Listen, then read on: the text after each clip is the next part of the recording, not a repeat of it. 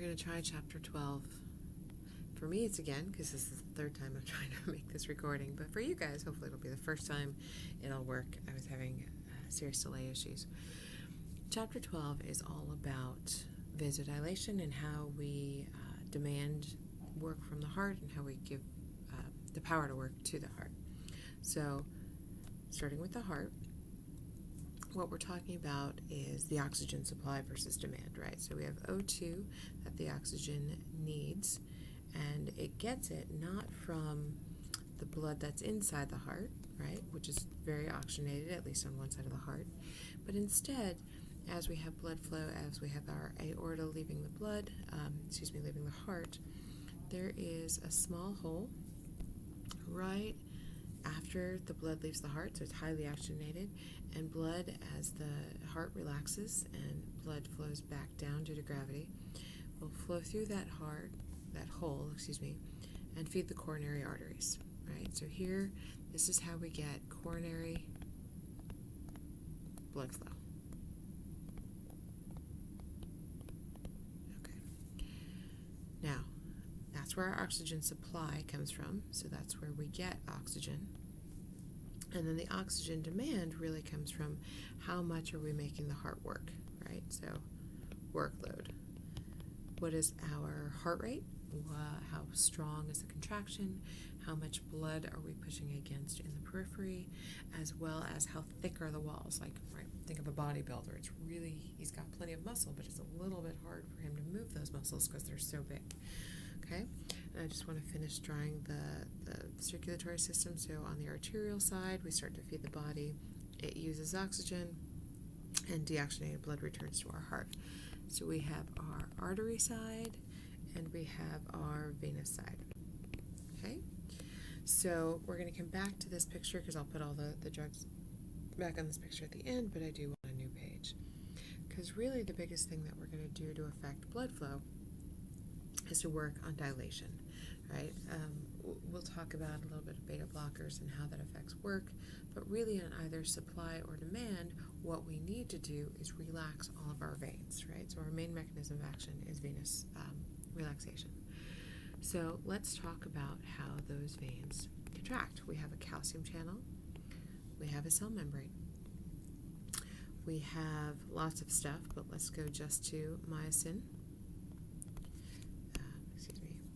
So myosin here, we're going to toggle it between, and it's the light chain of myosin, but it's really okay that we just go with myosin for our purposes. And myosin gains a phosphate group.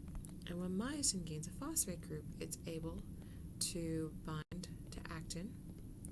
And when myosin and actin form a cross bridge, what you get is contraction. Okay?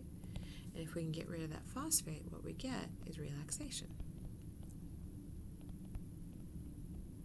Okay? When we remove that phosphate group. Okay. So calcium, I'm going to color code this, right? So we have calcium that comes in from the outside of the cell, and calcium really facilitates getting a phosphate group on myosin, and thus really facilitates contraction.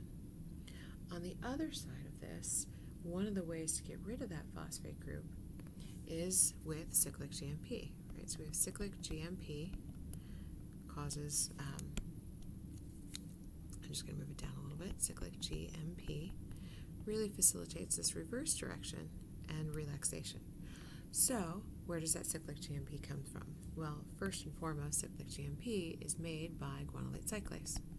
So guanylate cyclase is able to make cyclic GMP. I'm trying to make this.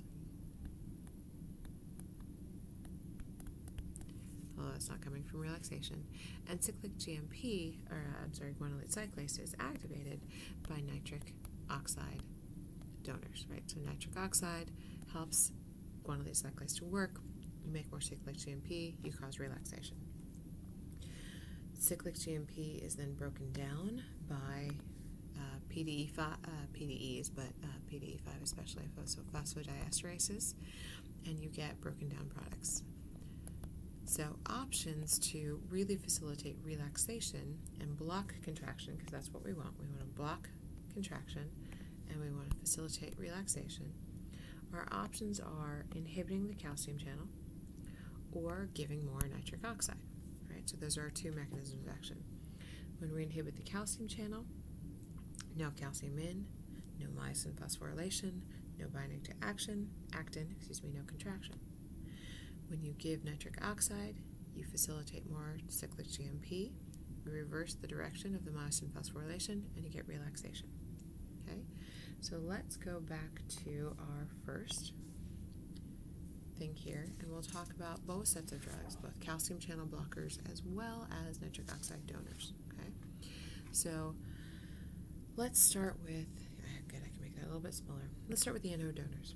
So NO donors really work, so NO donor really cause vasodilation,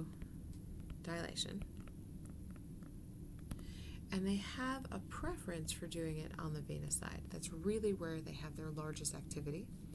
And then you also get some activity on the heart and very, very little activity on the arterial side. Okay, so with your biggest effect being on the venous side, what's happening is that you are getting venous relaxation, obviously, and with that you get an increase in venous capacitance. Okay, that increase in venous capacitance means that these blood vessels preferentially dilate, right? They get thicker, and when they do so, they can hold on to more blood. So if your veins are holding on to more blood, then less blood gets returned to the heart. If less blood gets returned to the heart, especially deoxygenated blood, then your heart doesn't have to work as hard to pump it out to the rest of the body. Essentially, it acts as a storage capacity. What comes with that, however, when you have your veins hold on to more blood, increase venous capacitance, decrease blood to heart, and you decrease preload. You also get an increase in orthostatic hypotension, because when you stand up, if your veins are holding on to more blood, gravity pulls on that blood a little bit harder, and you fall down a lot more. All right, the other class of drugs that we talked about are the calcium channel blockers. And you've got two different classes of them. You've got the dihydropyridines, which is amlodipine, and then you've got verapamil and diltiazem. Okay, and I grouped these a little bit separately because they act differently. So the dihydropyridines really have a preference for blocking and relaxation and relaxing the arteries. So calcium channel blockers, let me zoom in over here for a second, what they do is that they block vasoconstriction.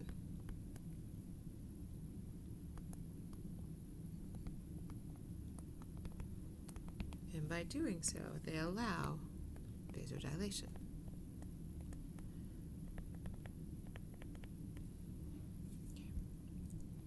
Okay. Amlodipine, any of the dihydropyridines, really have a preference for working on the arterial bed. So in doing so, what you'll get is a decrease in PVR. And when you decrease PVR, you decrease how much the heart has to pump against, and thus you let it do a little bit less work. The diltiazem and verapamil actually have a preference for dilating in the coronary bed, right? So you have a particular effect at dilating the coronary blood flow and increasing supply. So here you get an increase in O2 supply to the heart, and then they have a little bit smaller of an effect at dilating the arterial side. So you decrease PVR and you increase blood supply to the heart. They work pretty well for relieving angina. Okay? And that should cover the chapter.